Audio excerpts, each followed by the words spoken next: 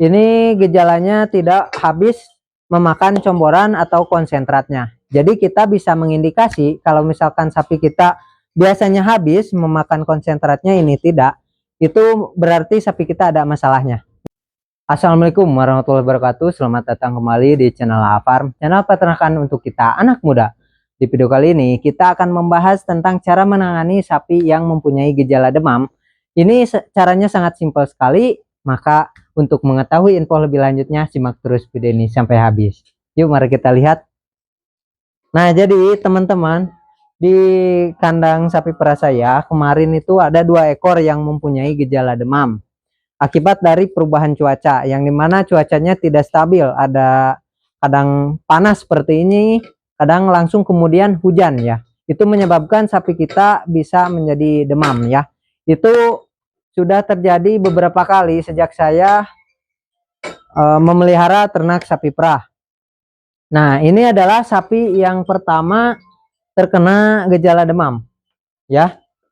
Ini gejalanya tidak habis memakan comboran atau konsentratnya. Jadi kita bisa mengindikasi kalau misalkan sapi kita biasanya habis memakan konsentratnya, ini tidak, itu berarti sapi kita ada masalahnya. Nah, itu catat yang harus kita perhatikan terlebih dahulu. Kemudian di sini ada sapi yang kedua yang sama memiliki gejala, sapinya ini tidak habis memakan comboran atau konsentratnya. Bukan karena terlalu banyak, karena memang dari kondisi tubuh sapinya itu belum tidak stabil ya, atau memiliki gejala ya.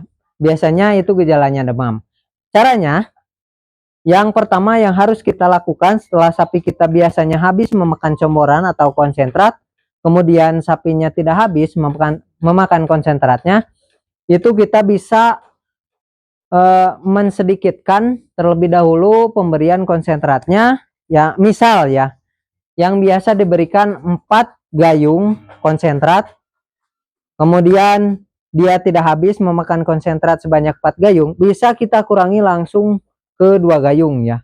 Kita cari aman saja, karena kalau misalkan sapinya diberikan lebih sedikit konsentrat setelah sapinya ini memiliki gejala tersebut, itu biasanya sapinya habis memakan konsentratnya. Nah, itu cara yang pertama. Kemudian cara yang kedua, kita bisa memperbanyak pemberian rumput hijauan seperti ini.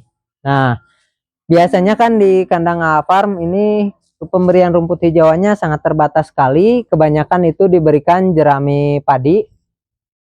Dan ketika sapinya memiliki gejala tersebut, kita berikan rumput yang lumayan cukup banyak juga.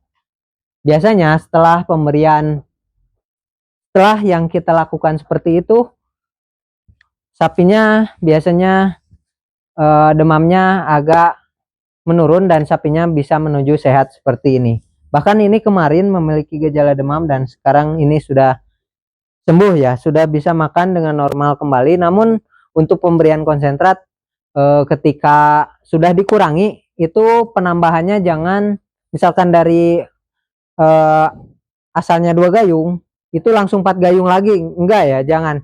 Jadi harus apa ya, diberikan secara bertahap lagi untuk naiknya, jangan langsung dinaikkan lagi, karena takutnya nanti kondisi pencernaan sapi kita itu belum normal dan menyebabkan sapi kita itu sakit kembali ya.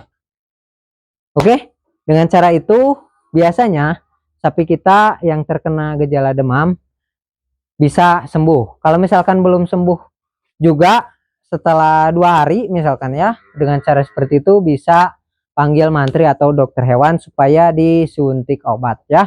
Oke, terima kasih telah menonton video ini sampai habis. Jangan lupa like, comment, dan subscribe-nya. Wassalamualaikum warahmatullahi wabarakatuh.